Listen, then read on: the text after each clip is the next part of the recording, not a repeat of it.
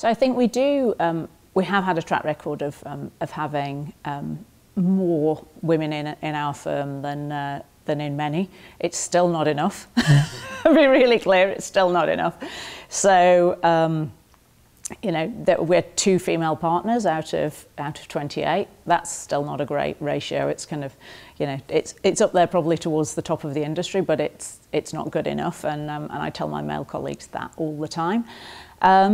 I think that the culture makes a big difference. You know, women are, you know, we're different beasts to men. Most people in the room are kind of married or have had significant relationships. I don't think that's a great reveal, you know. And I think that it's one of the big challenges for the industry going forward. I think we need to embrace diversity actually in all sorts of ways, not just gender. I mean, I feel really passionately about the gender thing because women are 50% of the population and they're alarmingly unrepresented in this industry. And actually, if you look at the statistics, women-only funds generate better returns than male-only funds, but the best funds of all are generated by mixed gender funds. And having people who think in different ways from each other has got to lead to better decision making. It just has to, in every way. And I think that we need to embrace gender diversity and race diversity, but I also think we really need to embrace diversity of backgrounds as well. I often joke now that, you know, I was kind of a working class kid made good. I worry that people like me cannot get into our industry now. And having, you know, one white middle class guy from Stanford and another white middle class guy from Harvard does not give you diversity of thinking. And as an industry, we really, really need to focus on that. So in the GP side, I think what I would say to people, if there aren't any women, you need to hire at least 2, because otherwise it's a really, really lonely existence. It's really lonely. And I am too often the only woman around the table in our firm. I think I personally have done a really good job of bringing women through, and it's something I feel passionately about. In the consumer team, we're 35% women. I doubt that anybody else in the industry has a statistic anything like that. And I feel passionately actually about making sure that women get promoted in my portfolio companies as well. And I just think that, you know, assuming that if we do nothing, things will get better is just naive. It's triumph of hope over experience. I genuinely felt when I joined the industry 18 years ago that by the time I got to where I am now, I didn't expect it to be 50-50 because lots of characteristics of the job that don't necessarily suit women, but I expected we'd perhaps be at kind of 25 or 30% senior women in the industry. And I think the formal statistics are about 4%. And if you peel out, you know, my colleagues in HR and IR, there's less than 1% of senior deal doing people in this industry are women, and that can't be right.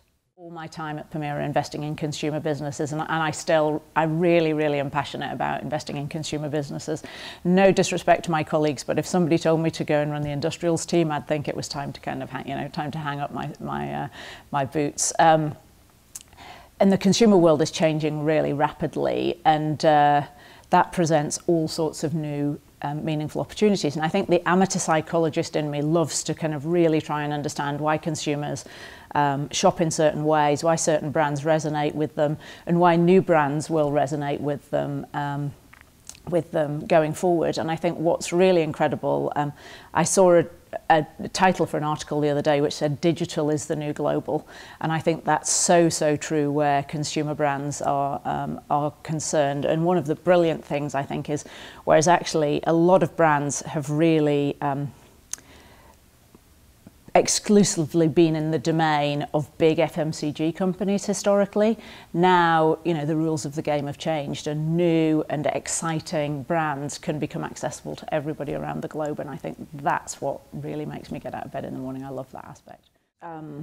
For me, as I said, when we invest in consumer businesses, brand is everything. So I would always much rather invest in a business which has got a great brand and a suboptimal business attached. And that can mean that the business is immature, they don't necessarily have the right management bandwidth, or it can mean it's a bit broken. You know, some markets aren't working. But to start with a brand that doesn't stand for anything with consumers, you can have the best business in the world attached to it. I think it's really, really challenging. And that's certainly not an investment that I would recommend to our funds that they made. Actually, in specialty retail, omnichannel will win. I'm really clear, because what the internet does is facilitate a transaction that you wanted to happen anyway. If you know what you want to find online, it's really easy to shop online. If you don't know what you want to find online, it's really difficult. If you want to look, touch, feel, be inspired, it's really, really challenging to be able to do that online. But if you think about many shopping behaviours, you know, women, I'll use women as an example because we do most of the shopping.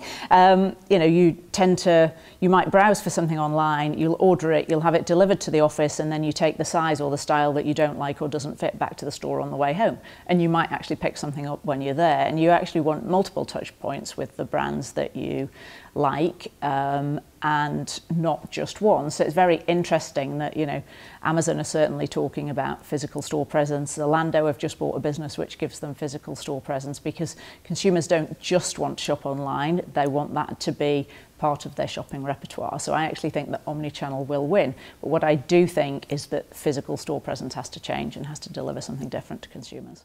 And in terms of people solving problems together and highlighting problems early, so there's no blame culture. So if somebody puts their hand up and says, you know, we've got a problem here, the right people go to solve it rather than, you know, them getting their hand shot off. And for me, I feel passionately that that's really important, because as soon as you shoot one person's hand off, the next guy doesn't tell you, and then by the time you find out, it's too late to deal with it. So having a culture where problems are shared and acted on together, I think is really, really valuable. And I think it's one of the most valuable things we came through the downturn with.